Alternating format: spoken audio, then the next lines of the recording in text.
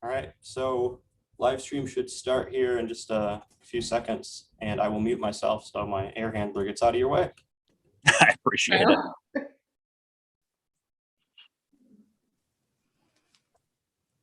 morning, Mike. Morning.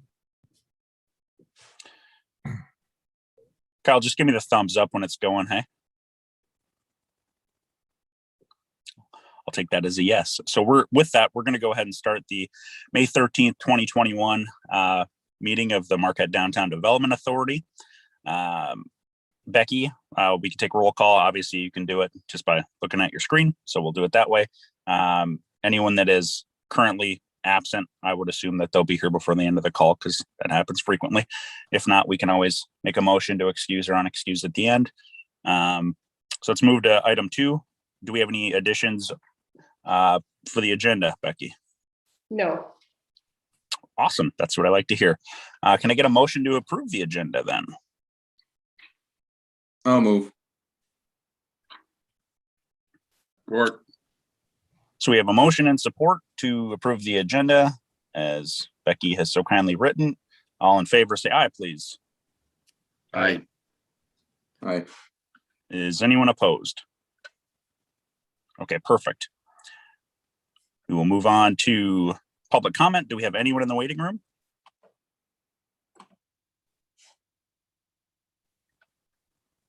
Maybe you, Kyle. There is nobody. Nope. No, there is nobody. Thank you. Okay. We will move on to the consent agenda. Has everyone had a chance to take a look at our minutes, bills for approval, financial reports, and the audited financials? It was a big packet. If anyone has questions on that, feel free to ask Becky. Before I ask for a motion, just because it was such a big packet. Is there any comment on that? I do have a comment. Good.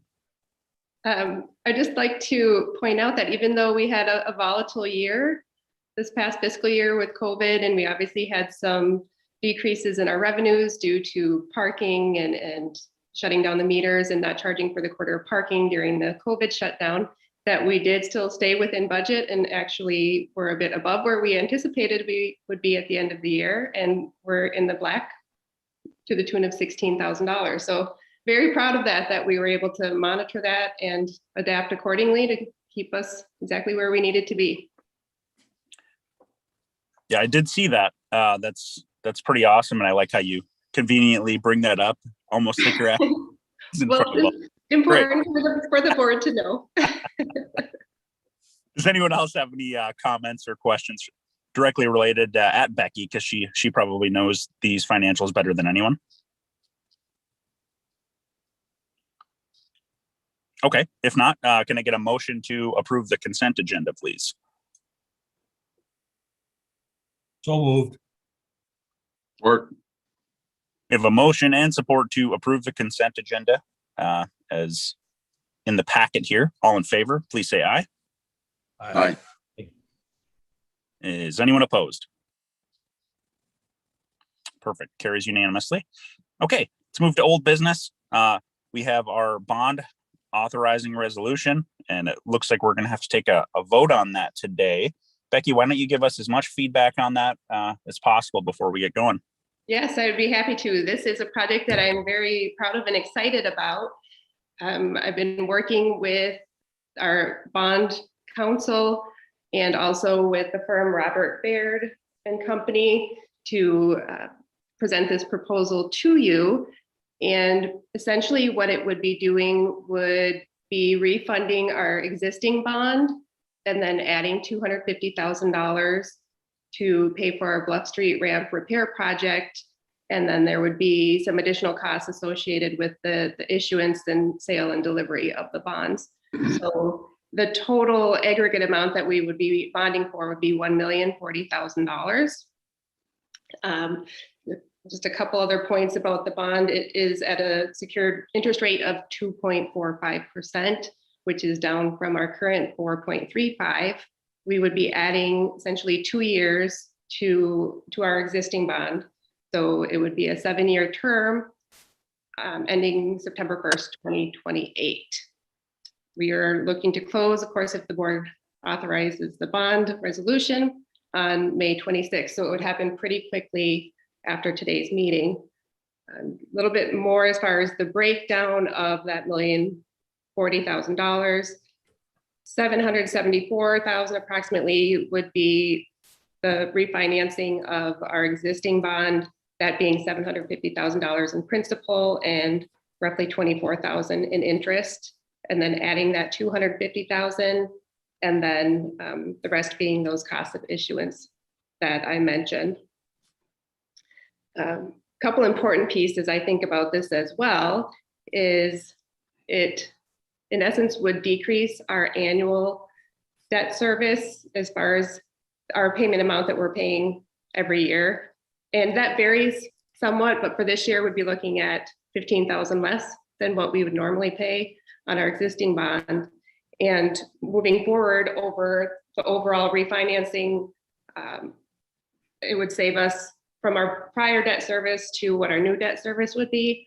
We're still saving $25,000. So in essence, what we would be doing is refinancing what we already have, adding that additional project cost that would be refinanced as part of this, is still decreasing our payment and still saving money in the end. So in my mind, this is a win all around, and I would certainly hope that the board sees it that way and would be willing to authorize this resolution to move it forward.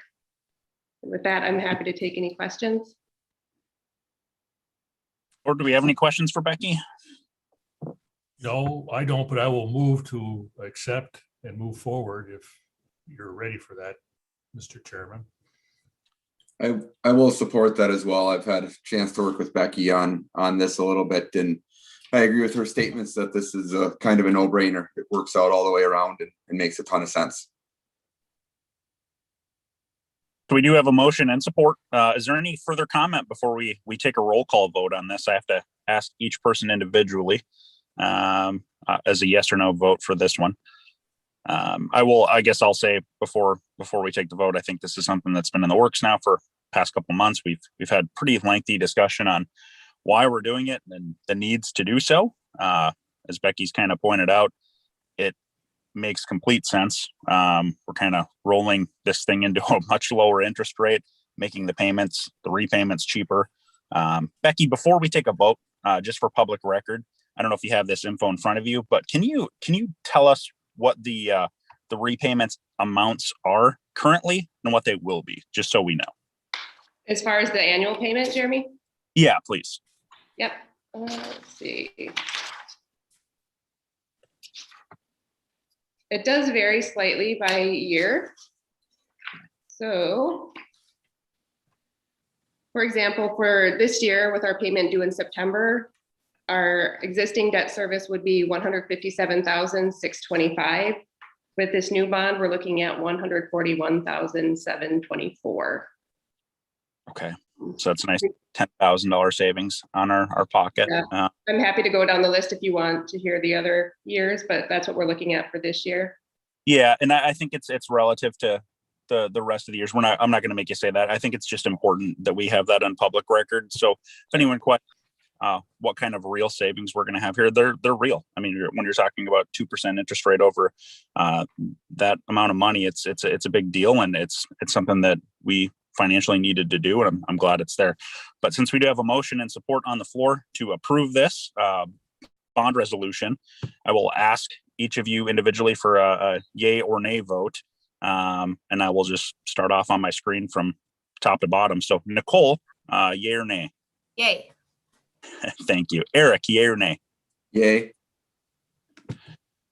Jim, yay or nay? Yes. Thank you. Rob, yay or nay? Yay. Thank you, sir. And Megan, yay or nay? Yay. Okay, and I will vote yay as well. So that will carry. Hey, you forgot me. I'm not gone yet. I forgot the guy that made the motion. Oh, my fault. You're just kind of withering away. Mike, yay. Yes. Thank you. Unanimous support, as I will vote yes also. So that motion will carry unanimously, and we have full support of that bond resolution. Becky, before I move on, you want to make any comments regarding that? I know it's a big deal and something you've kind of worked pretty hard on. It is. Just thank you very much, all of you, for supporting this initiative. It's going to be a great thing for the DDA financially, and just appreciate your support throughout this project. Also, just one final note is Jeremy and Nicole, I'll be in touch with you both to sign the resolution. So if we could get that done as soon as we can, then we can move this forward for that May 26th closing date. So Sure. Thank you again.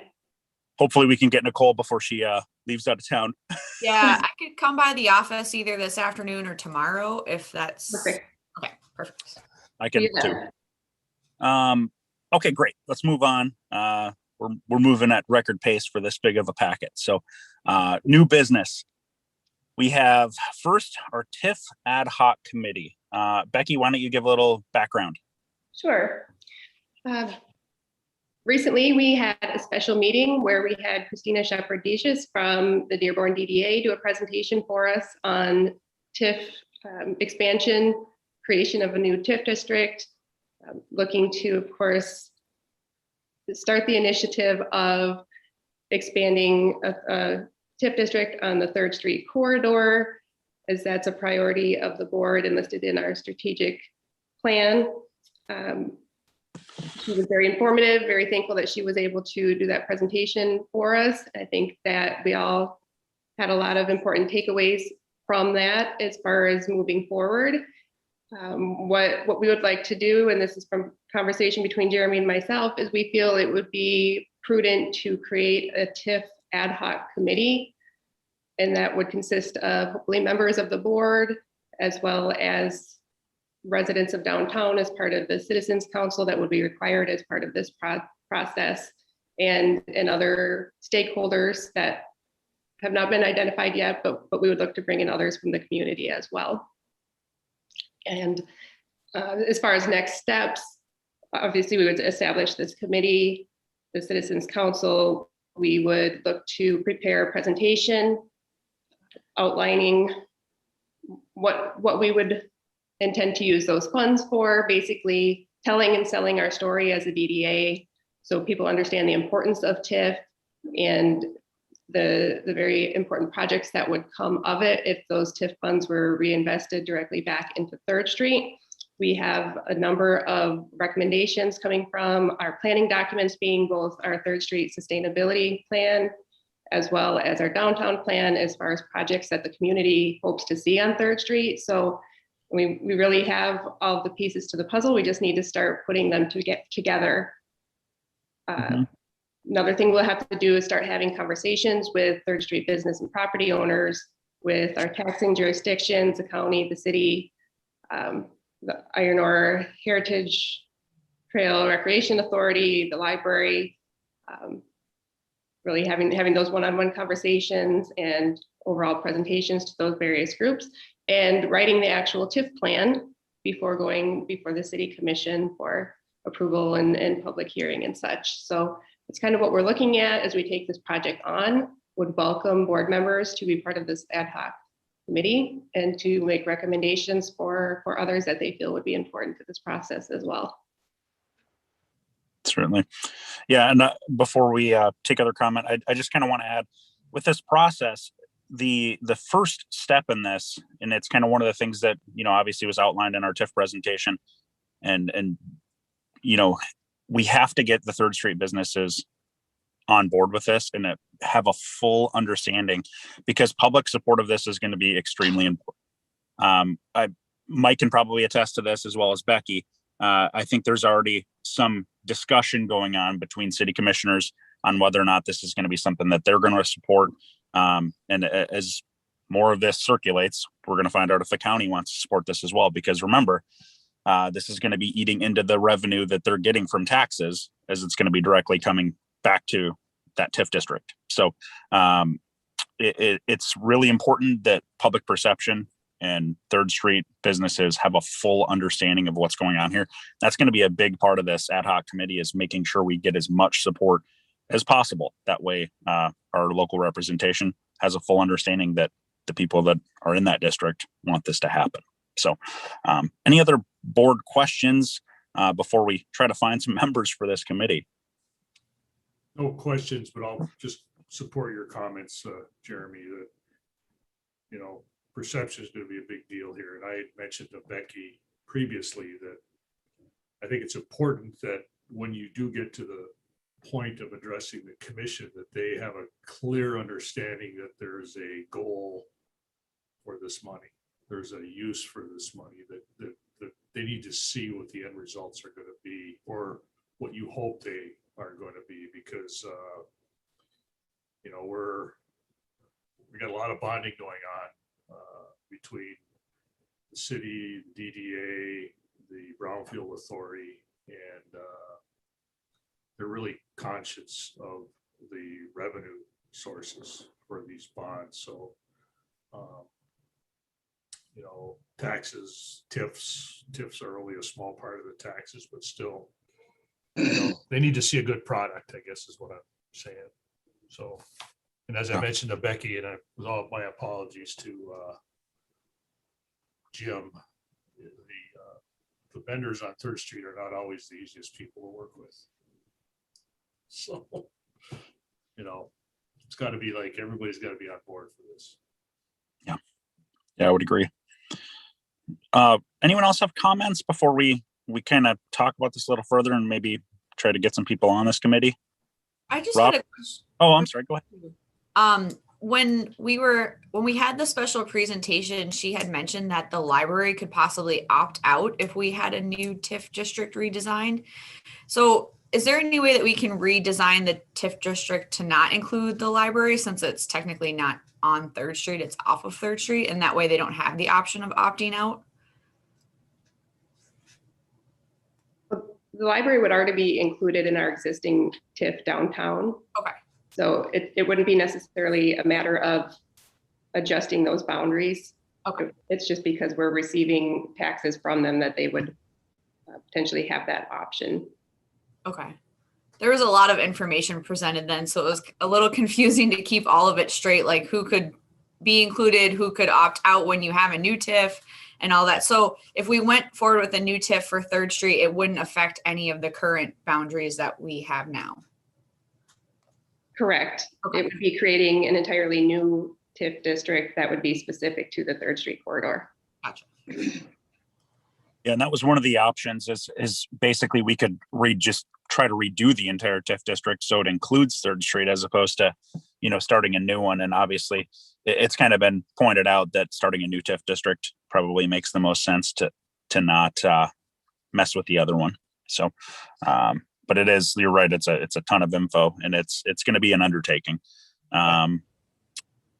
Rob or Jim, I would really appreciate your feedback on some of this, since you both have businesses and interest on 3rd Street. What are your takes on some of this stuff? Well, this is Rob. I'm not sure I fully understand the difficult vendors on 3rd Street. I think so with that said, I'd certainly like to be a part of it and learn a little more and maybe see what the case is. Certainly what the benefits of having this TIF are would be a big piece for us. Yeah, I agree. Jim? Well, obviously I've been waiting for this for years, and I think it's something that we really need on 3rd Street.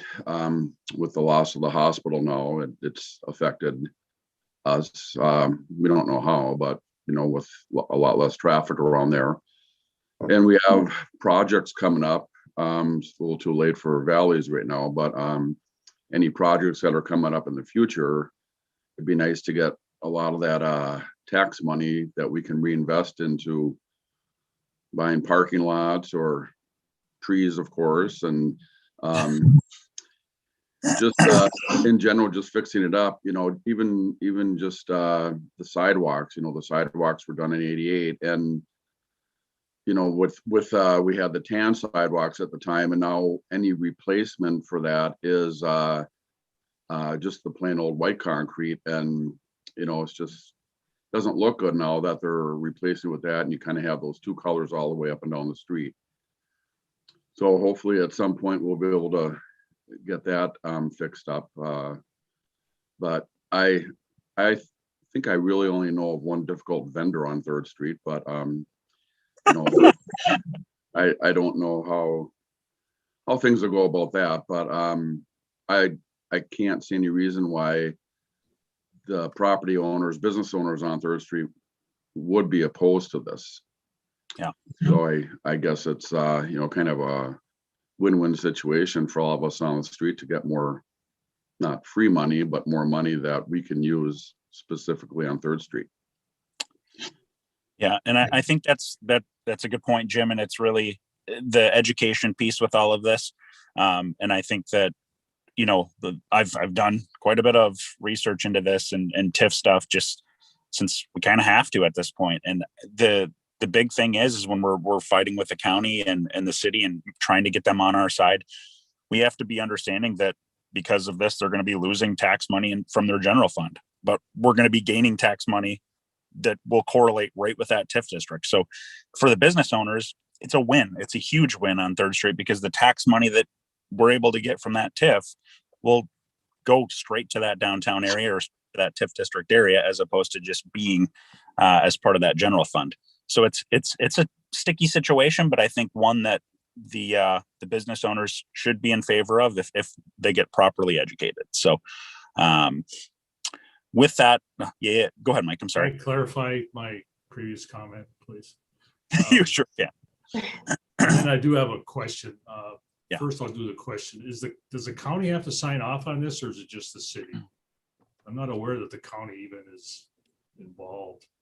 Yeah, as far as I know, the county does have to because they collect taxes. But Becky, maybe you can clarify. I believe they do. Because even, I mean, everything that like Brownfield, for example, the commission just has to approve it and we collect the county taxes. Oh, I see what, I'm sorry, I misunderstood your question. Yeah. So as far as having to go to the county board Yeah. for approval? Oh, okay. No, I don't think it has to do with that. I thought you meant as far as opting in or out and. Well, we collect their taxes, or. It has a direct relation with the Right, county. but- So if Right. they oppose it, it could become a big problem. But I think they would have to oppose it publicly and not, they don't get an option of up or down as far as approval. Sure. And then my Third Street comment was, let me just first say that not all vendors on Third Street are difficult. I was looking at Jim. I like to give Jim crap, you know, and then I looked at, oh shit, Rob's here too. But I guess they don't always get along with each other. That's what I meant to say. How's that? Hey, Jim? Is that? Oh, yeah. So. Long 40 years. Yeah, but no, it's just, you know, my point was that when you move forward with this, I think there's a lot of good in it. I think the commission will support it as long as they understand that everybody's all in and that it's going to be there's going to be a positive result. That's all. I really do think you're right, Mike. Any other board member comment here before I start asking people to join this thing?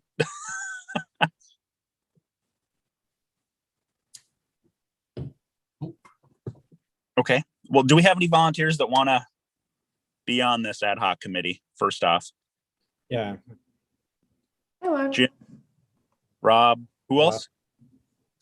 Megan. Megan, perfect. Okay. And you're volunteering for everything. What's wrong with you? That's My- great. My thought is on this one, especially the more the merrier, because it's going to be a lot of one-on-one conversations, I think, with this. I'll volunteer as well. But I will reach, I know we're one of the people that we're hoping to really pull in is Paul Belconi. Becky and I have kind of talked about that. I think he has an interest in potentially being on this ad hoc committee as well. But I also want to directly ask Mike, even though he is retiring, you still have an interest in this thing. Is this something that you would be interested in participating in? Only if you want help or need help. I'm not interested as far as continuing. I mean, I don't need to at all. So, but I mean, if you run short of people, or you think there's a need for what I might offer, I'd be happy to help, but So you're saying we can bring you on as a consultant? sure. Yeah, I'm in the process of developing my hourly rate. That sounds good. I want to be respectful of your retirement, so I fully understand. With a discount, I discount insults. So, We are Nah. saving with that bond money. yeah, So what we're going to do with this ad hoc committee is basically we're going to set, Becky and I are going to sit down and with the members of this ad hoc committee, and we're going to really kind of start off by Becky and I discussed putting together some sort of presentation that we can really start with to educate people and kind of come up with that. But I guess Becky, you noted the people that were interested on this. I hope since you tend to note everything. So we will go ahead and at some point soon we will set up a call, a date, time for us to get together and really start brainstorming some of this stuff and educate each other about this because I think that's the important start. And I know just in talking to Becky, we do have a goal here of having this thing done within the next, year or two. So it's really, it's going to be something that's going to be a long process, but it's going to be well worth it in the end. Becky, do you have anything else to add to that? I just agree with you 100%, Jeremy. Well said. Okay. Thank you so much. Let me just make one more comment. I'm sorry, Jeremy. Just Becky, just so you're aware, maybe you are, Gary's leaving. Gary is retiring, and he would be an integral part of this as the city finance officer. So he would be the resource as far as taxes and tax information. So he's being replaced by another staff person here, Mary Slick. So I would tentatively volunteer her to assist as well. So awesome. I think you're going to need that input would be helpful. Just make sure you write down Mike's name as role of consultant. That way we can always phone a friend and get some more info from him. I've got him down here in ink. Beautiful. Beautiful. Okay. Well, I want to be mindful of our time here. So we'll go ahead and move on. I think that was a wonderful discussion and a great place to start. And I can see how excited Jim is. So we're going to, we're starting off right. So that's what it's all about. Let's move to our savings bank project. Becky and I were lucky enough to sit in on quite a few, well, at least a couple lengthy discussions. Why don't you go ahead and talk about that a little bit, Becky? Sure.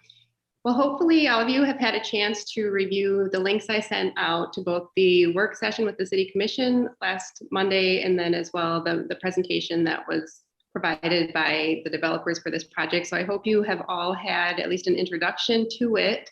But just to give you a rundown of what we're looking at. So there is a development team of John and Jen Julien of Brave Works. They've been working with Barry Polson as their architect and also with Mac McClellan of the Brownfield Redevelopment Authority. John and Jen are the developers who brought the Vault Hotel to Houghton, and they have a number of other development projects going on there as well. And they are looking to expand that brand into downtown Marquette. And as part of that project, are interested in purchasing the Savings Bank building on the corner of Front and Washington, and also the two parking lots that run adjacent to Lakeshore Boulevard down below, and to create a pretty spectacular looking multiple use development that would encompass a good portion of that block. It would include the Vault Hotel, which would be inside the Savings Bank building, and then there would be another additional structure directly behind it. It would also have an event space, a lounge, some commercial space along Lakeshore, a maker space, a number of residential units. They are planning on 36 units at this point in time, and notably a 4-level enclosed parking structure that would include 220 spaces. They're looking to to have 50 of those spaces reserved for the residents of the complex, but the other 170 spaces would become public parking.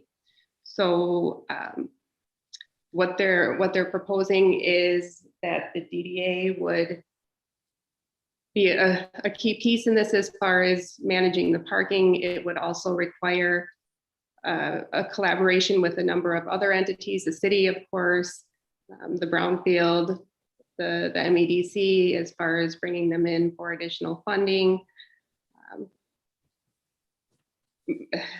As far as the funding piece of it, that gets a little bit more complex.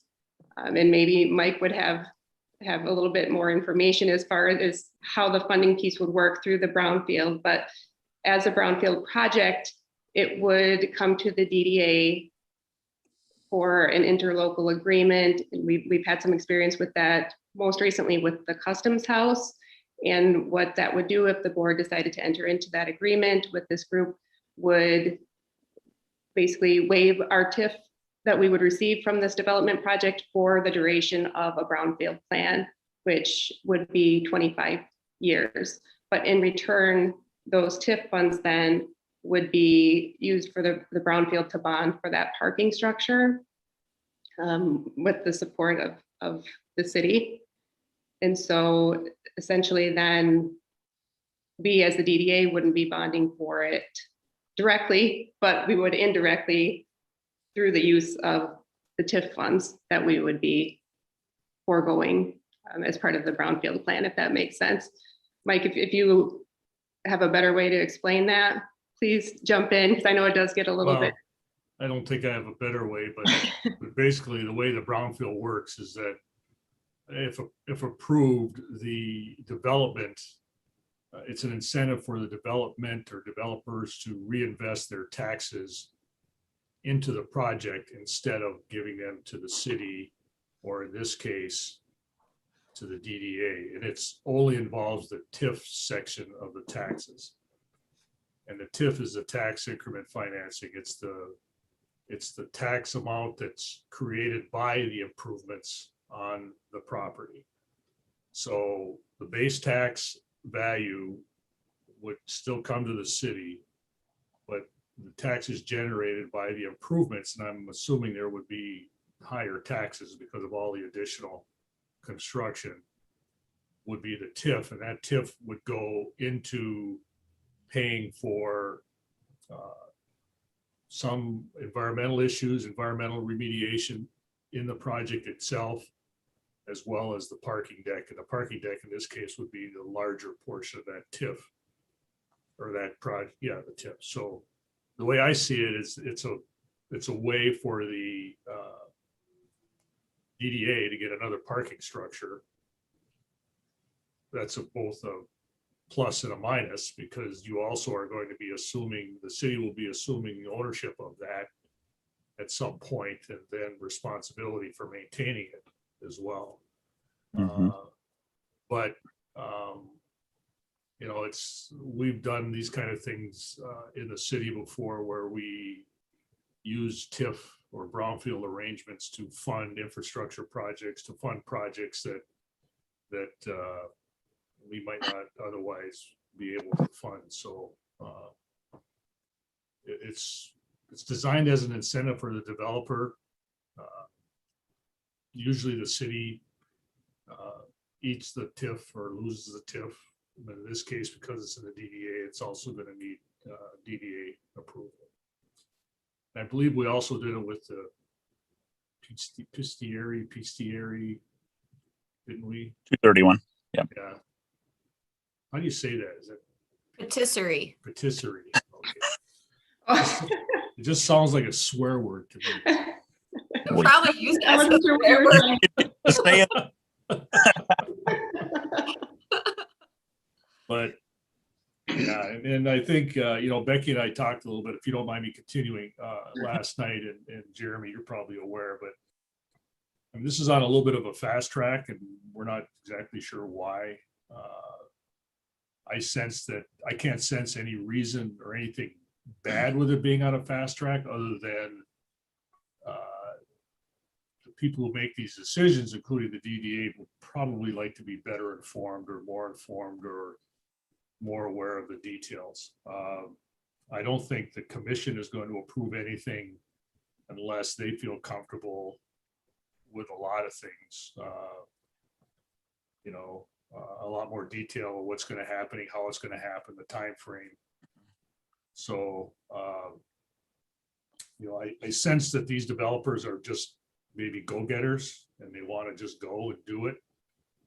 I suspect they're going to hit some roadblocks along the way, especially if they're dealing with the MEDC and brownfield. So it might slow down just naturally on its own. But I'm going to also talk to my people involved and just kind of ask them to pace themselves a little bit here, so that people like you folks in my commission can get a better feel for what's actually happening. Not be rushed, It could be the greatest thing in the world, but if you're feeling rushed, you're gonna not be happy or comfortable supporting it. Right.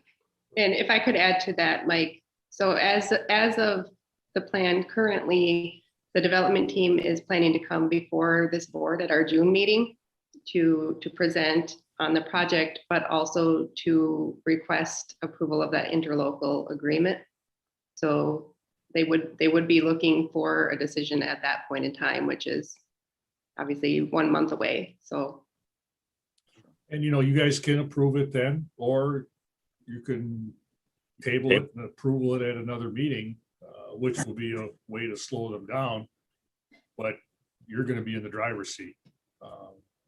But then you also have to weigh the fact or weigh the results of, if you do slow it down, what is that going to mean to the project? Is it going to put them behind? Is it going to screw it up? Is it going to cause it to stop? I mean, so you just got to weigh it all and understand it. But I don't see anything wrong with the DDA wanting to accept it at a meeting, discuss it at a meeting, and then maybe make a decision at another meeting. It's not unusual for that to happen. Yeah, and just kind of adding on to what Mike is and Becky have alluded on. I don't know if you guys had a chance to watch. The three of us also had a session that was basically just an introductory with just the developer, and I think that I'll say this. I mean, my time on the BZA, I've seen a lot of different plans come through, and this is a really well thought out plan, but it's a gigantic plan, and there is so many moving pieces to it that even our city commissioners were kind of taken aback by it because they didn't realize how big of a plan this was. I know it's going to be something that Jenna and the rest of the city commission are going to be kind of figuring out over the next week or two, or trying to see if they actually gather support. I know Becky is actually going to reach out to the business owners that are directly affected, if she hasn't already, because I know she was going to. There's a lot of stuff going on with this, so I would really ask all of you to if you haven't watched that presentation yet, please do so, just so you can have an understanding of what the magnitude of this project is, because it has the possibility of shaping that entire area. I think you should also mention that, you're going to get slapped with, there's some views of the lake that are going to be blocked. Yep. And that may seem like it's not a requirement of any sort that there's no way to prevent them from doing that in this development, but you're going to get a lot of pushback from potential businesses on that stretch, Elizabeth, Spearling, you're going to get people bitching at you about it. So that's why I think you need to take your time before you make a decision. Yeah, and he's dead on with this, because you're going to have people on both aisles on this one. There's going to be a lot of people that support this plan too. It's a wonderfully well thought plan for redoing a building. If there wasn't a giant Lakeview and other businesses affected, it would probably be a no-brainer, except for the whole fact of losing 25 years worth of potential tax revenue. So there's just a lot going into it, but I do think there's going to be a lot of public support for this, a lot of public hate for it. It's going to stir the pot quite a bit. So just kind of be ready for that, and be ready to ask those guys questions and don't hold back. Let me, Jeremy, throw one more thing in here, because I'm just adding my experience to this. Is another component here is there's going to be residential, but it's going to be market value residential, which means it's probably going to be viewed as for the rich or unaffordable for some people. And there's a faction of this community that's not only pushing for affordable housing, but against more housing they perceive for the rich. And I mean, that's just a thing that's out there. So that's going to be another pushback you're going to get. So I think it's just, I mean, those are the kind of topics, the two topics I see coming out of this thing as you go forward. Could be wrong, but I think Becky will tell you I'm very seldom wrong, right? Mike, I actually had a question about that because I did watch the work session, and Evan Bonzel made a comment that there is a new stipulation in brownfield plans that they have to include some kind of affordable workforce housing, and he was wondering if this project met those requirements. I don't know that there's a stipulation that it must be done. I don't think the brownfield has that kind of authority. Okay. I think what they can do is tell them that if you include this, you have a better chance of being approved, or we would like you to consider this in your project. Okay. I mean, there's other projects that are also out there going on in the city that they're trying to do this through the brownfield. And it's just, I don't know what the incentive is, but the reality is that it's almost impossible to build anything new that is going to be cheap without some kind of subsidy or without some kind of assistance. And to put that kind of a stipulation on a developer. I mean, we've been doing it for years, trying to get developers to look into that world and look into that possibility. And developers are in it to, maybe not make money, but certainly not lose money, Yeah. And it's a tough thing. And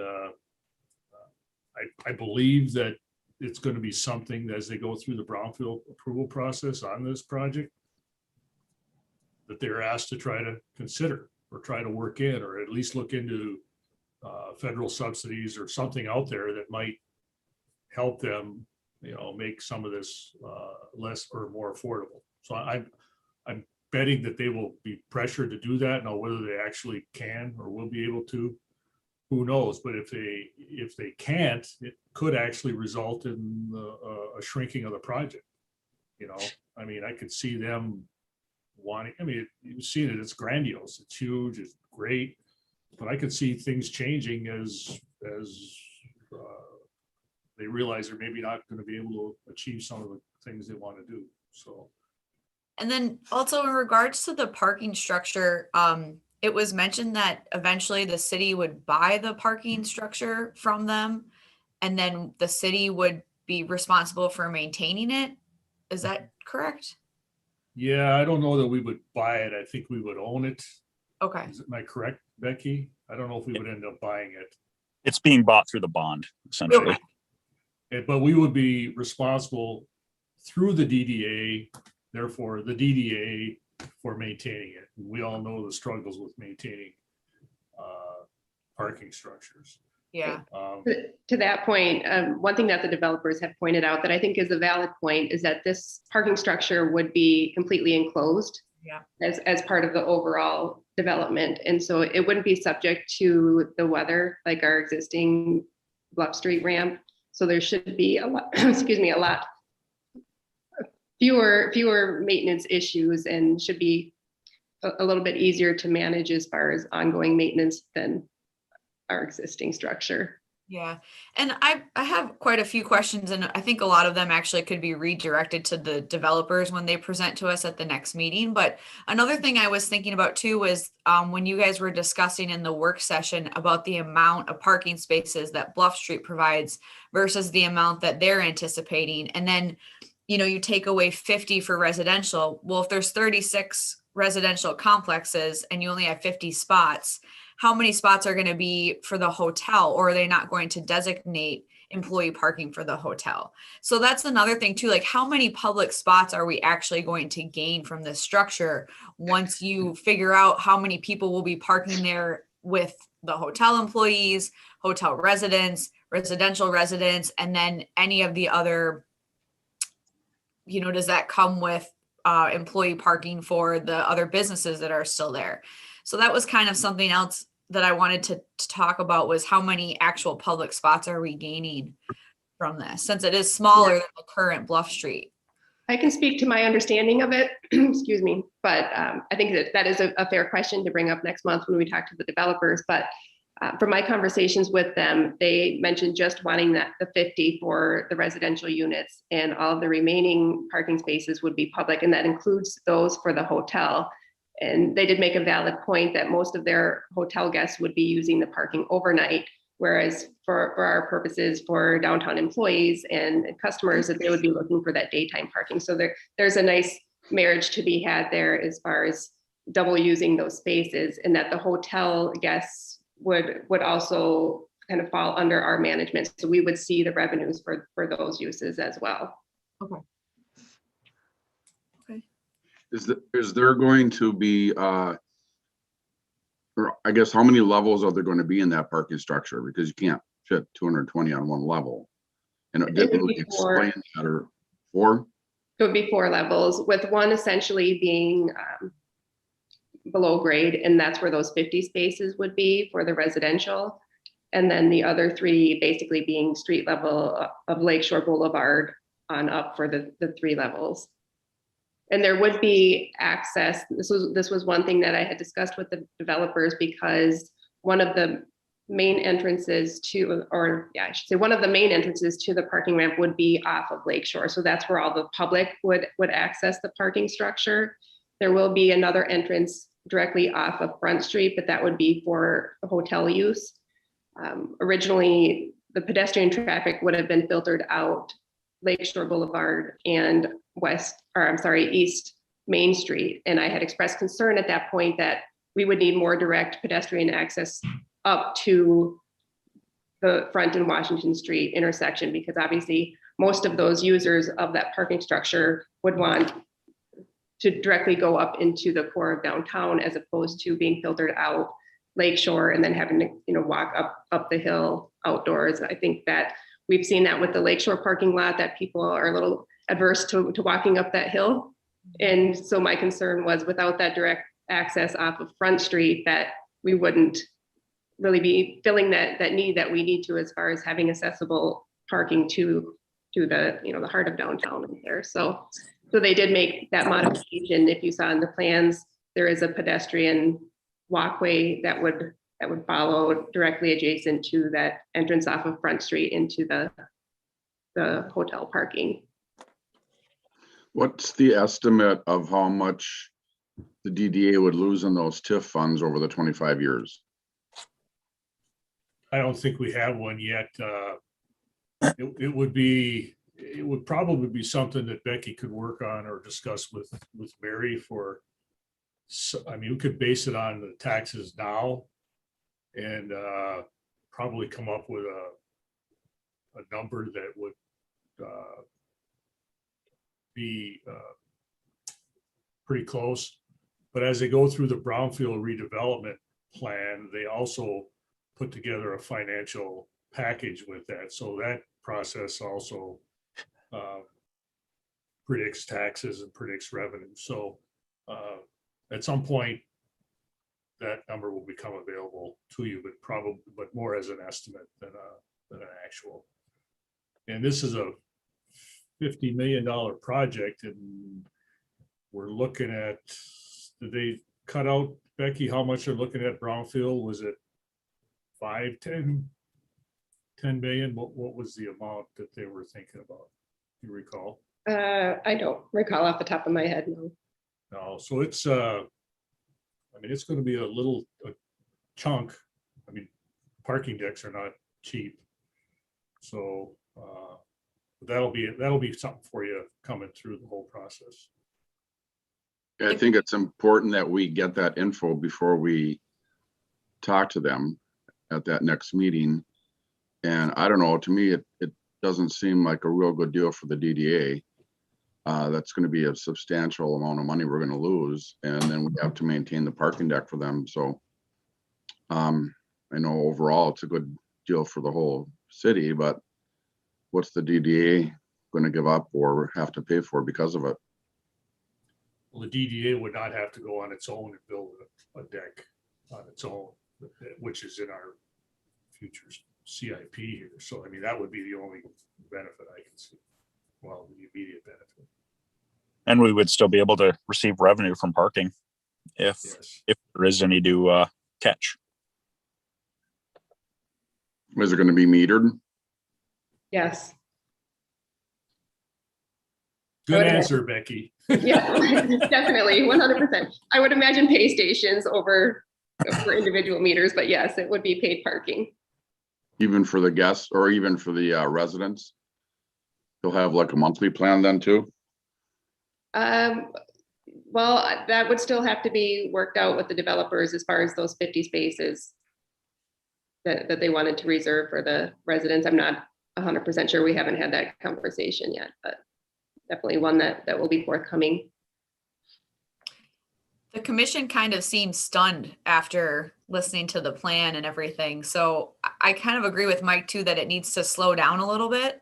So I am very interested to see how they present to us in June. I mean, I understand the go-getting personality. I'm kind of like that too, but with this big of a project, I feel like you need a lot more information and a lot more numbers and all of that before you can really make the right decision. I mean, I'm happy for the development, but there is a couple of key parts that I'd like to further review. Becky, did you have a chance to talk to the businesses that would be affected during the construction yet? Excuse me, I have spoken to a couple of them. I have calls into some others. So I'm in the process right now. I don't have, a collective report on their feelings about it. So I would like to have those calls and then report back to the DDA as far as their feelings. But I definitely feel it's important for me to reach out to them directly and hear from them directly how they feel about this project, especially given that it could potentially impact them to a high extent as far as, views and access. I did talk with Frank Stabile yesterday, and he has that property directly to the south of the Savings Bank building, and he would be impacted as far as access to his parking and how, I know he has some concerns as far as how the development might impact his property and windows and views and such. So okay. Still having those conversations. And I agree 100% with what's being said here as far as feeling a little bit rushed right now and would like to see some more thorough vetting of this project before moving forward.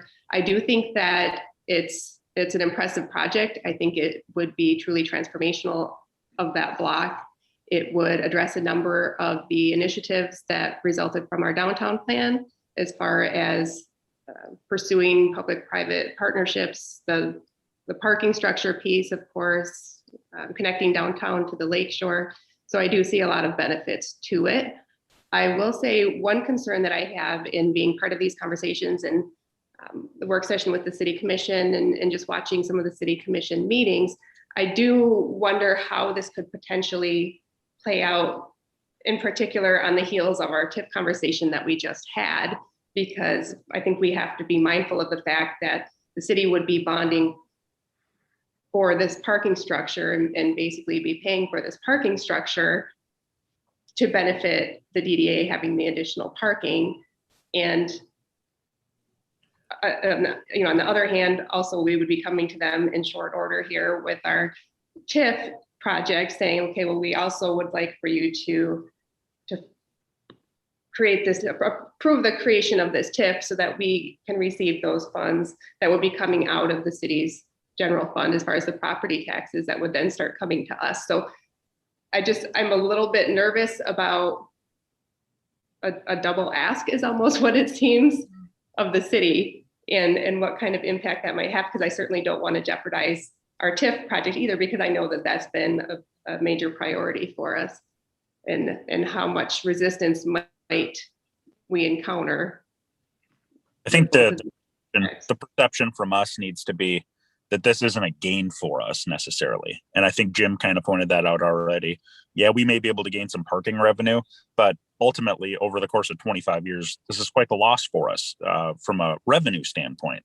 And I think that that's an important point to make, because I have the same concerns as you when it comes to this stuff, and kind of the double ask, but at the same time, they're two separate things. You know what I mean? It's going to be interesting. It's going to be a challenge. And I guess one thing I wanted to ask Becky too, since I jumped in here, if you could please email Barry or the developers or whoever the contact is going to be for that meeting, and just ask them to not give us the same exact presentation we've already seen.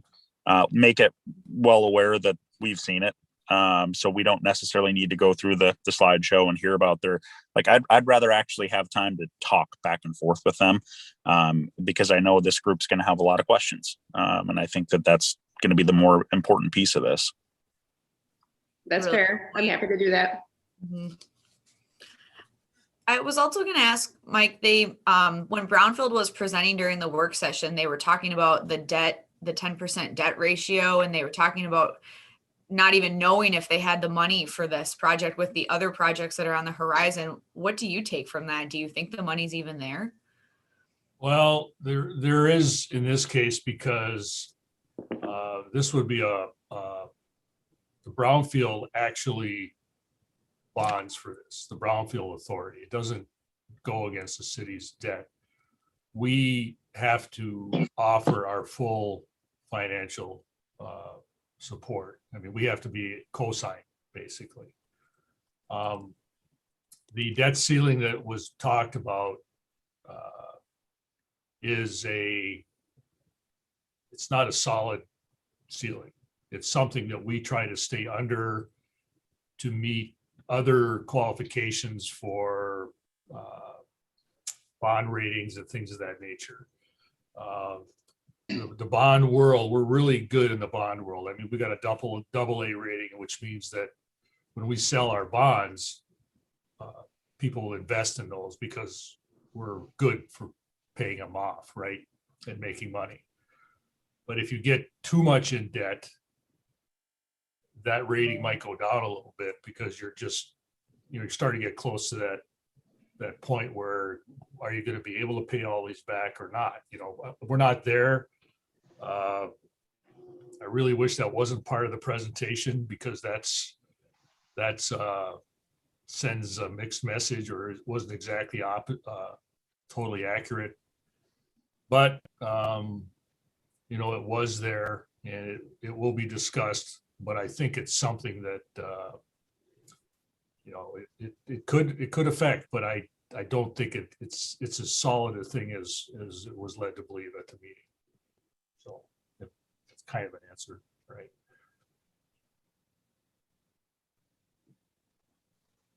Thanks, Mike. Board members, do we have any other questions regarding any of this for Mike or Becky?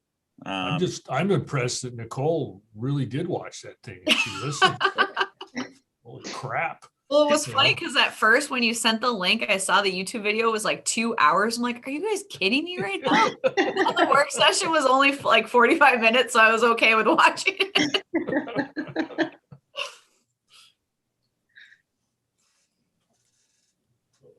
I hope I never have to watch it again.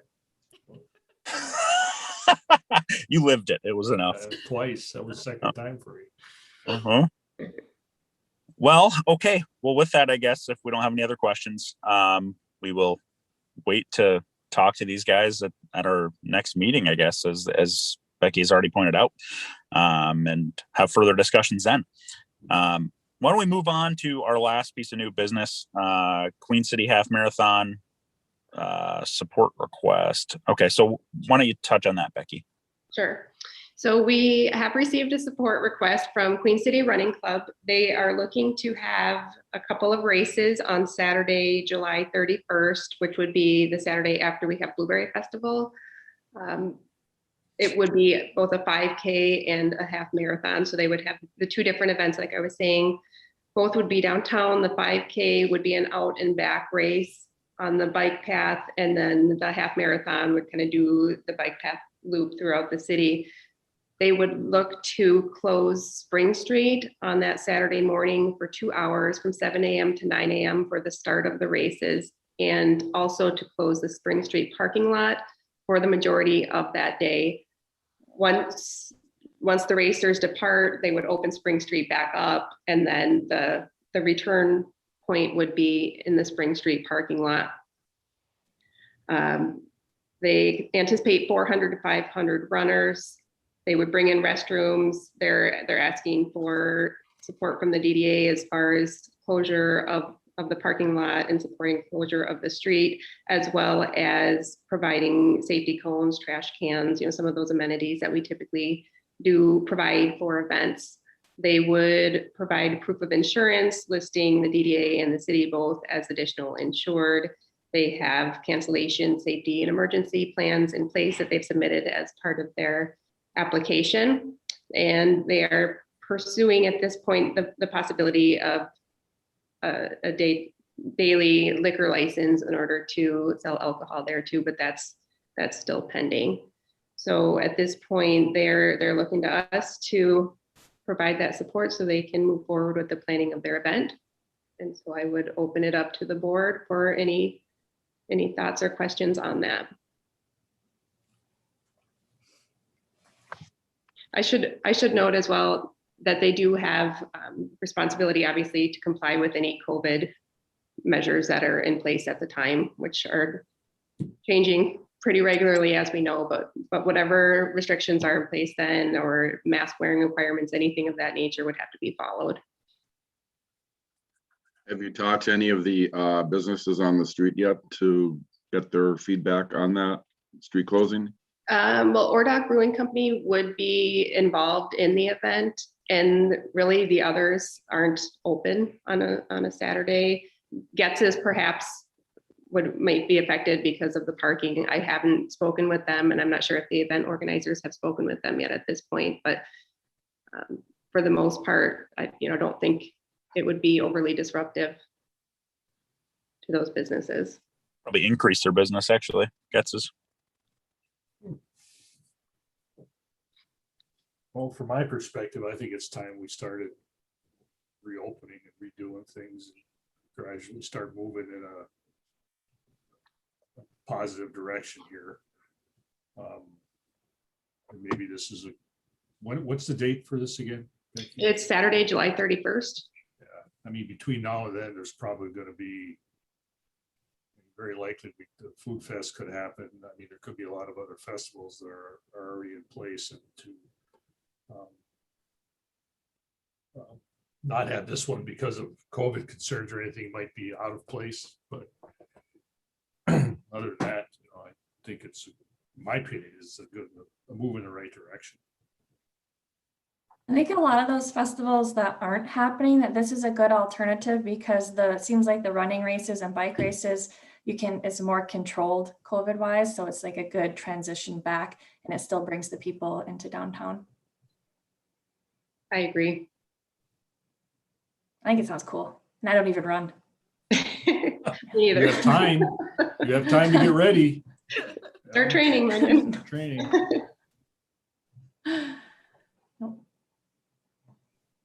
Do we need to, are they looking for a motion from us here to support that, or can we just give you verbal authority here? I would prefer a motion. Of course you would. You always want protection that's non-existent. Yeah, I wanted to CYA. do everything very thoroughly. Okay. I will make a motion then, Jeremy, that we support the event. I'll support that. Okay, we have a motion and support. Any other further comment before we take a vote? Okay. All in favor, say aye, please. Aye. Aye. Is anyone opposed? Nope. Okay. Motion carries unanimously for us to support that event. I think it'll actually be as Megan already stated, I think it's a great alternative to a lot of festival type atmospheres. It's widespread enough on the street that they should be able to control it from a COVID protocol, no problem. So let them have fun. Okay. That's it for new business. What do we got old business wise, Becky? Why don't you go ahead? Well, actually, I would consider it committee reports as far as our business development and promotions committee. That's been very, very busy with our flag display policy, you know, that we've had a number I'm still calling this old business. True, that's very fitting. Whatever way you look at it, we're looking at our flag policy again and hoping to put it to rest once and for all. So at our last board meeting, it was requested that our subcommittee meet with Dennis Dakowitz, the Director of Community Development for the city, and Suzanne Larson, who is the city attorney, which we did. And it was a very interesting conversation. Suzanne had some very valuable insight for us based on her professional expertise, as well as a Supreme Court case, Reed versus the town of Gilbert, which she cited in several times in the course of our conversation. Some of the concerns that she brought up as far as our existing policy and some of the pieces that we've been discussing as far as the flag display policy would be that we really wouldn't be able to place restrictions on who would be allowed to display flags. So no restrictions whatsoever. If it was, you know, even another community that wanted to come fly flags here, that we really wouldn't be able to say no. So it would be basically open to everybody. We also would not be able to regulate the content of the flags at all. And that again was tied back to that Supreme Court case. We wouldn't be able to limit the timeline for which the flags would be displayed. There were concerns over ownership of the flags and us basically hanging privately owned flags on public property. And also we had provision the right to accept or reject any applications for any reason, which she also had concerns about. So the long and short of it is, based on legal counsel, she recommends that we do not have a flag policy allowing external applicants, that we are fine as far as hanging our American flags, the NMU flags, because we currently own them, or any flags for which the DDA is an event sponsor, Blueberry Festival, our own events, or, you know, in the future, if we're to be part of other events, that would be acceptable, but external applications should not be considered or be part of a policy. With that said, that's what the subcommittee is recommending to the board, that we just eliminate this policy altogether. We do have the Pride Fest flags that had received approval under this existing policy to hang their flags on June 20th. Based on the fact that we did provide them approval, we recommend continuing to let that happen on that day, but not accept any further applications effective today, if that's what the board approves. So Becky, are you looking for us to take some sort of action on this then?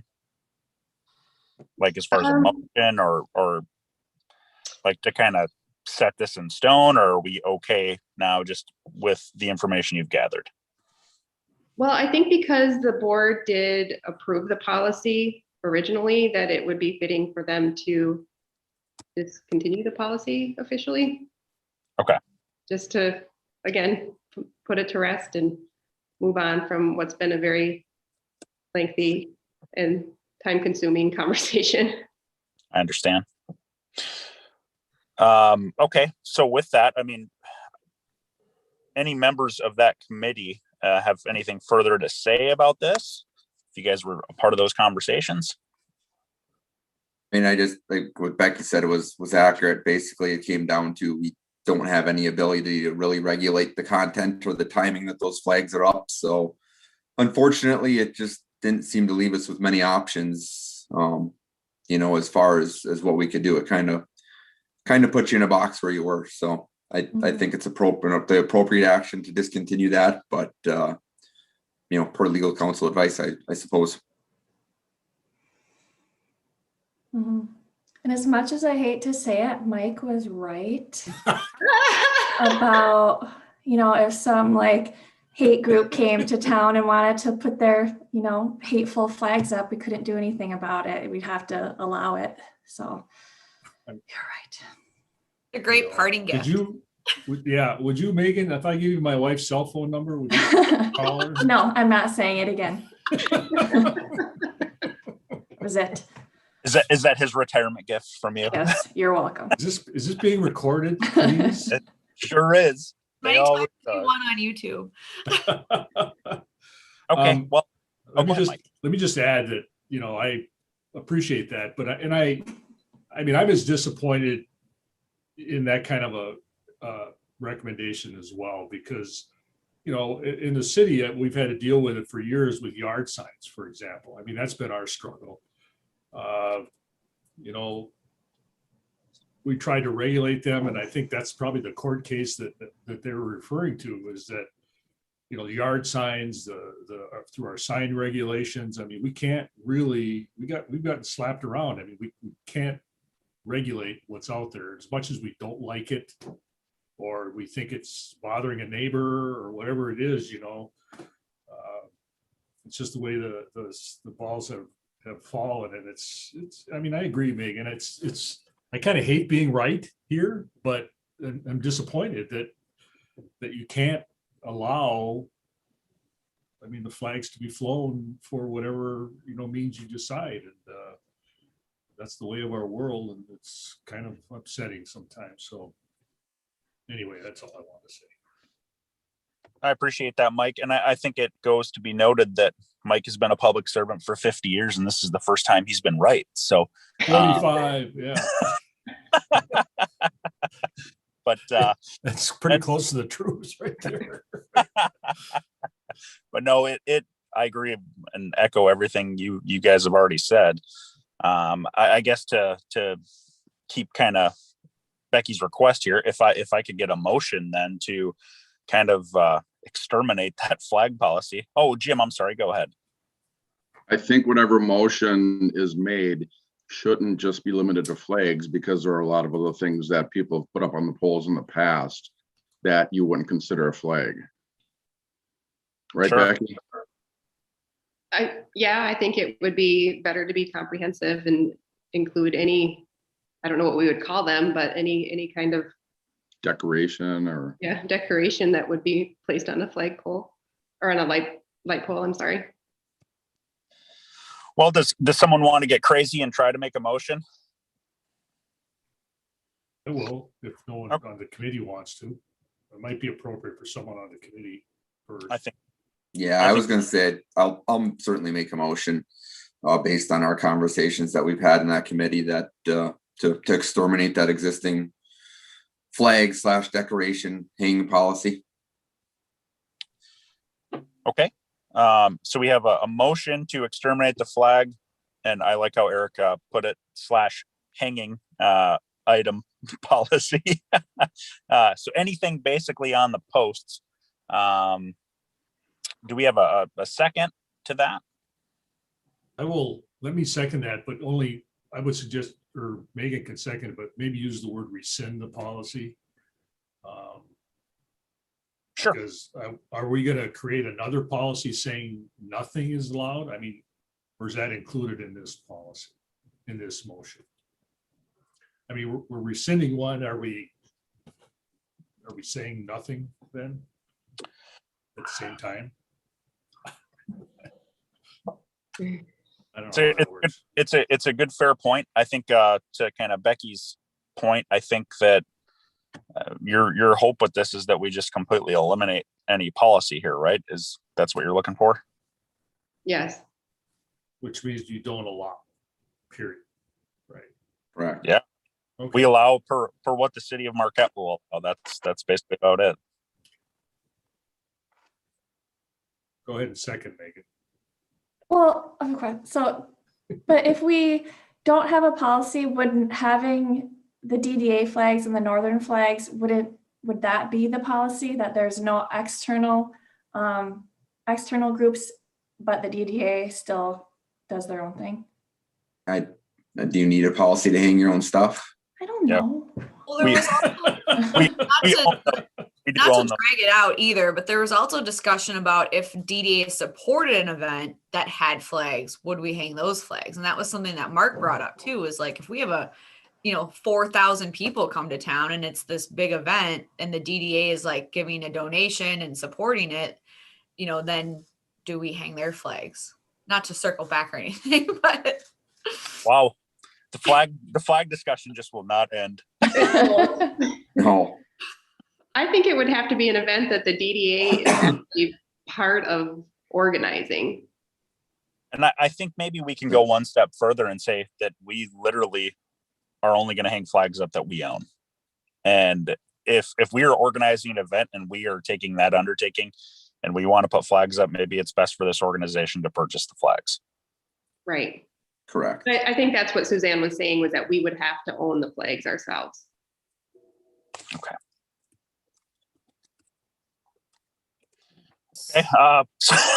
So I guess we have Okay, so I have as secretary, the current motion is to rescind the flag policy and or any other decorations or hanging items on any light poles, and we will not allow further external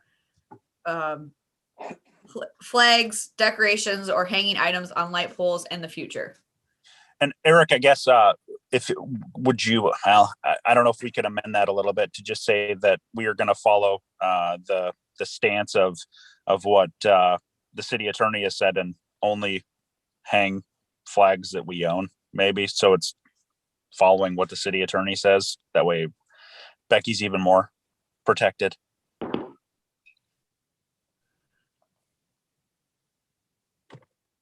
That was for you, Eric, I think. Does that sound okay? Yes, that I am fine with that motion. I will still make that motion. Okay. That was my intent. Good. Do we still have support for that then? Yeah, I second that. Yeah, girl. Okay. Now, maybe this can finally put our flag discussions to rest. Is there any other comment before we take a vote on this? I'm glad we have some clarity. And I think we finally have some finality with this. So all in favor of the motion, say aye, please. Aye. Aye. And is anyone opposed? Good, because we have discussed this a lot. If someone was opposed, I would have been concerned. It carries unanimously. Becky, if we finally have an answer on the flags for you. Thank you all very much. You are more than welcome. Okay, so we can get to your director's report, which I feel like this whole thing has just been director's report. But go ahead. It has, but I do have more. Mm. First thing I wanted to bring up is that as of the June meeting, and Mike, this is per Mike's information, that the city commission will be looking to invite the public back into commission chambers for meetings starting in June, correct? And as such, I would look for our DDA board meetings to resume in person as of the June meeting. I would recommend that we still do them at the Commons because we have more space there to social distance and to allow for any additional public members who want to come and participate in the meeting. Is everybody okay with us transitioning back to in person for June? I am. All right, then we'll plan on that. Thank you. I've been looking forward to that for a long time. I miss the in-person interaction. So Just see to you all then.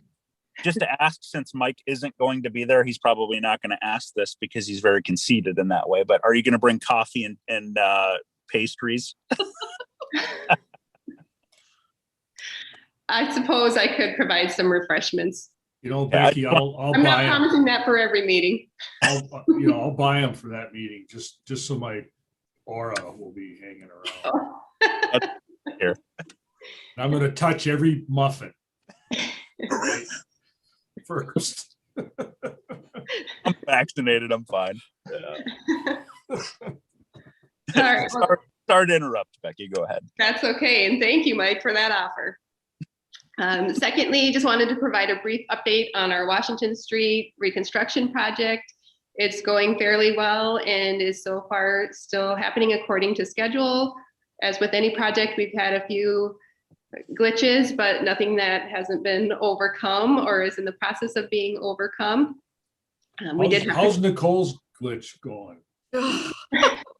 Let's just say we're glad we're going to be closed for 2 out of the 3 to 4 weeks it's going to take them to fix it. Oh my. It was quite the experience. At least the restaurant didn't cave in, so we caught the mistake in time because it could have been a lot worse, but we're managing. I'm sure the rest of the group's curious as to what the hell happened. So. You have a skylight now. Yeah, we did. Yeah. I guess they didn't have the right blueprints for the building, and they didn't realize that the women's bathroom, our employee room, office, and the electrical room for the building were actually located underneath the sidewalk. So when they started to cut the sidewalk, they also cut a rebar, which is a weight-bearing bar that holds up the ceiling to those 4 rooms. So in the morning last week sometime, we noticed this like brown sludge clay stuff dripping through the ceiling of the women's restroom. And when you remove the ceiling tiles, you could see daylight. So we ran up to the construction crew and let them know what was going on. They came down, stopped cutting right away. Thankfully, they hadn't cut as much as they were about to. So just the women's restroom and the electrical room were affected, and they've now since put up temporary posts to help bear the weight load while they reconstruct a couple of new beams to replace that. Had they have kept cutting, that ceiling would have collapsed. Just for the record, that wet restroom and office is formerly known as a coal bin. It's known as a what? Coal bin. Oh, I think back in the day, those were coal bins that yeah. that people, for heating. So. Oh, okay. Well, it was weird because the electrical room that's been there since the building was built. So I'm not sure why it wasn't on the plans or whatnot. But we haven't done any changes since we've taken over the space.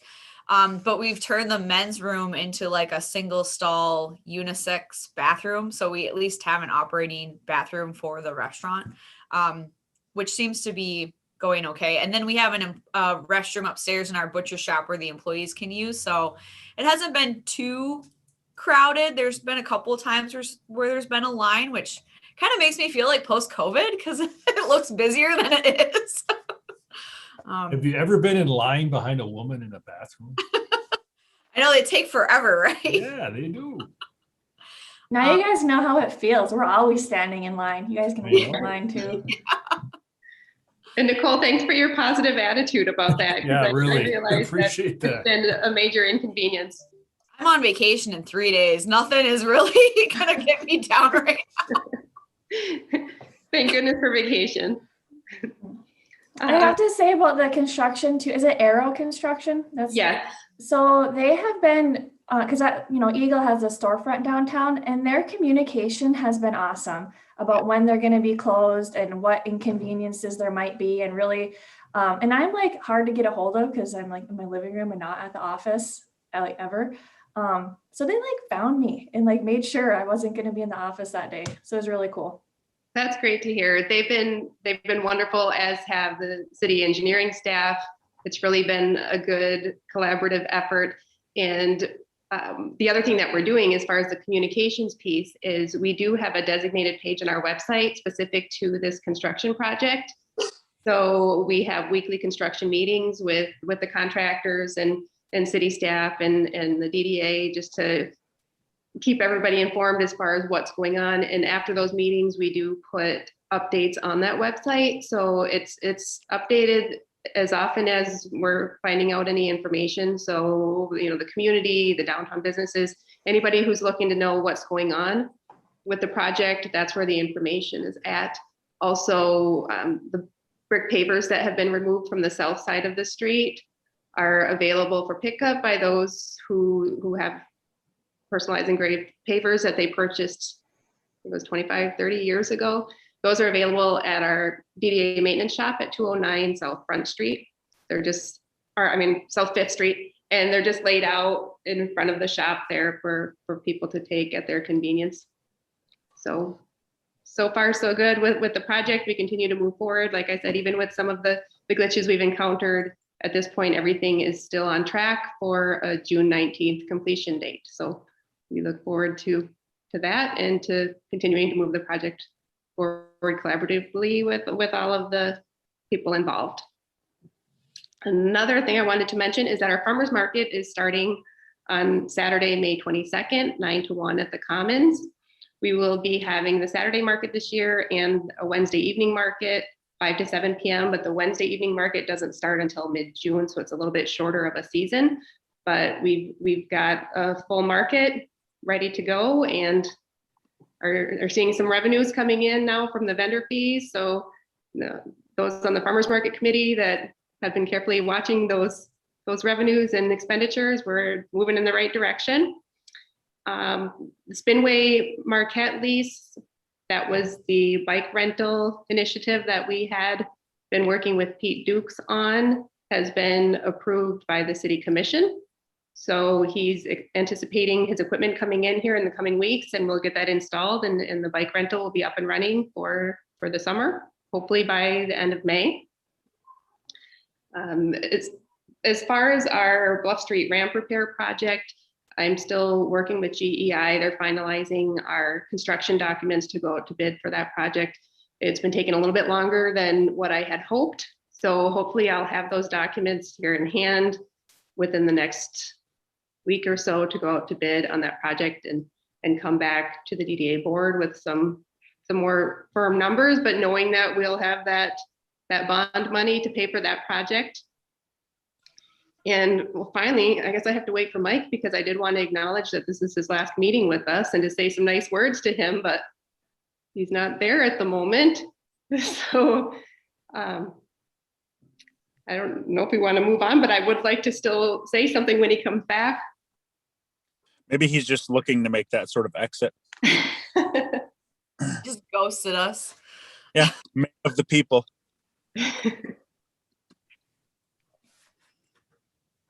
But aside from that, that's all I had for director's report. Well, I guess, Becky, we can, well, I'm sure everyone would like to say goodbye to Mike. Kyle, are you on the call still, Kyle? I am, yep. Do you know where Mike went by chance? No, I could take a guess, but. Well, okay. Do we have anyone on the call in our waiting room right now? Waiting room. There goes 10 seconds. I can take longer to check the waiting room if you'd like. Oh, here he comes. It worked. You did, Kyle. Thank you. Okay, go ahead. Is he back now? Wait, he's not plugged in yet to his ears. Let's see. There he is. Can you hear us, Mike? You're muted, Mike. I'm unmuted. Yes, I can hear you. Were you talking about me? Yeah. We were just waiting for you. I was ending my director's report, and I wanted to acknowledge that this is your last meeting with us. Oh, thank But I you. didn't want to do that without you sitting here. Well, you could have done that. You could have said, been truthful and honest and. Well, yeah, I did say some things. Don't go back and watch it. I won't.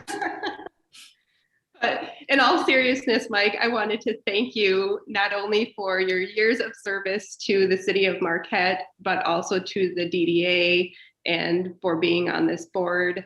You're a very valued member, and we're going to miss you more than you know. I would say on a personal note, I wanted to thank you for your mentorship, particularly over the last year and a half. Don't know if I could have done it without you. I mean, you've been very patient with me, provided a lot of valuable guidance that I needed, and really your steadfast support has kept me going during the difficult times. So I thank you for that as well, and wish you the very best as you wrap up your career and start this next chapter of your life. So sincerely from the bottom of my heart, thank you. Okay, well, you're welcome, and I appreciate that, Becky. And what I plan to do, if you're okay with it, is I'll bring the new manager to the next meeting, and I will bring the muffins and the coffee and introduce her, if that's okay with you folks. Sure. Oh, I- so we get to say goodbye to you again? No, not necessarily. No, That's sort of like, no. No, you know, I do take hugs, Jeremy, so. hey, I'm vaccinated. So am I. But Jim has a tendency to want to kiss me. I just, Hey, whatever. Teach his own. but no, I appreciate that, Becky. Thank you. And I've had a great time. I mean, I really have. It's the DDA has been fun. I mean, the only thing that's probably, everybody else gets a chance to rotate through, right? Their terms are up. The city manager doesn't have, the only time he can get out is if you retire or quit. Right. So, but I've worked with a lot of different people, and it's been great. And times are changing. Younger people are coming on. Jim, look around. And might be time for a new thought process, different things to happen, but it's been great. You're more than welcome. It's been fun, Becky.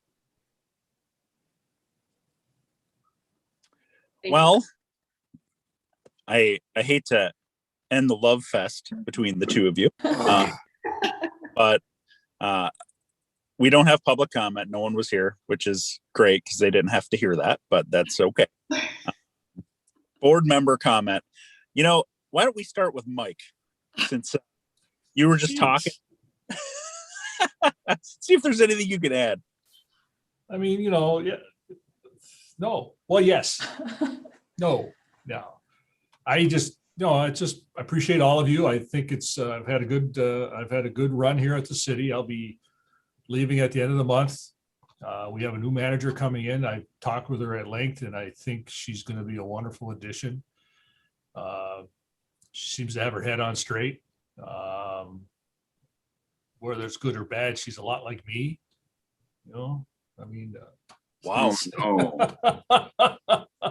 she has a sense of humor. How's that?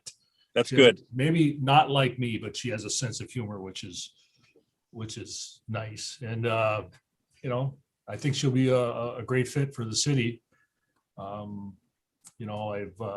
feel like I'm leaving the city in a good place. I actually was planning on retiring a while ago, but with the COVID hitting, I thought it was important to stay to keep some integrity, or keep some some things going, and get us through all of that. And I think we're nearing the end of that. I think as much as we get nervous about getting back to normal, I think it's gradual steps needed. We just start with gradual steps getting back there, and that was a good time. So it's been a pleasure working with all of you. I give Jim a lot of crap. I'm sorry, but that's the way Italians are. If we don't go through a period where we're not talking to each other, then you're not Italian. So, right, Jim? But that's never happened to us, so I don't think it's going to happen. So, but it's been great, and I'll be back on I think it's probably the 10th maybe of June or something is the next meeting, and I'll introduce the new manager. Thank you all. Thank you, Mike. I know we all look forward to that. Megan, why don't you go ahead? Are we still just saying nice things about Mike? No, it's just really board member comments. Okay, I don't have anything. I gave him his parting gift. You did. Yeah. I'm still like high from that. Our meetings will probably be boring and maybe a little bit more appropriate at times. For sure. Yeah. No, I don't have anything else. Though. Thanks, Nicole. Mark, how about you? You got anything to say? I am not on mute. I got my brick from the Washington Street project, so that's a nice thing to have. Awesome. Memento with my name and my brother's name on it. So word is getting out, and people are appreciating finding their bricks after 30 some odd years of use, and they're still in decent shape. So other than that, no comment. That's pretty cool, Mark. Thank you. Eric, what about you? Just two things. Look forward to hearing more about that project on Front Street potentially, and seeing what they have to say to us next month as they present. And then obviously congrats to Mike. Hope you enjoy retirement and the best. Thank you. Appreciate that. I don't see Rob on camera, so we will go to Nicole. I'd just like to echo what Megan said earlier about Aero Construction. They've been really good at communication. And when we did have the problem, I felt like the city and them did a really good job fixing it as quickly as they could. So it was nice. And also to Mike, it's been a pleasure. Thank you for the knowledge and the laughter. So congrats on your retirement. You're very welcome. Thank you. Jim? Well, I'd like to say a lot of nice things about Mike, but I don't think I'd be able to make it through without choking up. So, no, I'm just kidding. I hope so. Paul, Balcony, and Jeremy asked me to wish you well also, since they can't be here. And but I just wanted to say, you know, I've started working with city groups since the mid '80s, and this is hard for me to say, but you're the best city manager I've worked with, you know, in all those years. So I just want This better be recorded. Yeah. I just wanted to Thanks, commend you Jim. on everything. You've done a lot of great things for the city, and the city and all of us are going to miss you. Thank you, Jim. I appreciate it. Thank you, Jim. Well, I don't see Rob on here, so I guess I'll go. Before I, get all teary-eyed about Mike as well, I needed to bring up just a reminder to the board. I meant to do this at the last meeting because Megan had reached out to me, but I had recently received an email from Mike Angeli, but it wasn't really Mike Angeli. It was some fraudulent guy. And if you guys aren't aware, that happens pretty often on this board, other boards, anywhere your name's in public, where you'll get fake fraudulent requests. Actually, I remember a couple years ago, I got a request from Mana. I got a request from Tony asking me to buy gift cards and mail them to India or something strange. So just be mindful of that, you'll see a lot of fake fraudulent activity come through where it looks like somebody's requesting something and it's not that person at all. So just a little reminder for everyone. But with that, Mike, I just want to say thank you as well. You've been here. You've been probably the premier public servant for the city of Marquette. I hope they erect a statue of you someday. You've been here for a long time. This is me and Father Marquette. I'm going to put my arm around him. I mean, I think you should. It's only fitting, and I'm only half joking, to be totally honest with you. You've given a lot to this city. I absolutely love this city, and I appreciate everything you've done for it. You've made the city much safer. You've made it a much better place to live.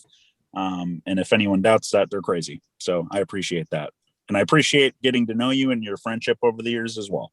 So, well, thank you, Jeremy. I appreciate that as well, and I'll put out a blanket apology if I've offended anybody ever, anytime. I'm sorry. I'm not really, but I'm going to say that. Yeah, I'm sure you've. That's neither here nor there. I don't know anymore what's offensive and what's not. I'm just totally lost. I'm not ashamed to admit that. But thank you all. Thanks, Jeremy. I appreciate the sentiment, and it's been a pleasure getting to know you as well too. And I hope someday you decide to run for commission again. I appreciate that. We could use an adult or two on the commission. Just saying. I appreciate your support and thank you. And it's a big maybe. We'll see. But yeah. With that, I guess we're gonna all say goodbye to Mike and look forward to the muffins at the next meeting. And we'll get to meet our new city manager. And I hope everyone has a great weekend, month until then. Very good. Thank you all. I know. Bye. Bye.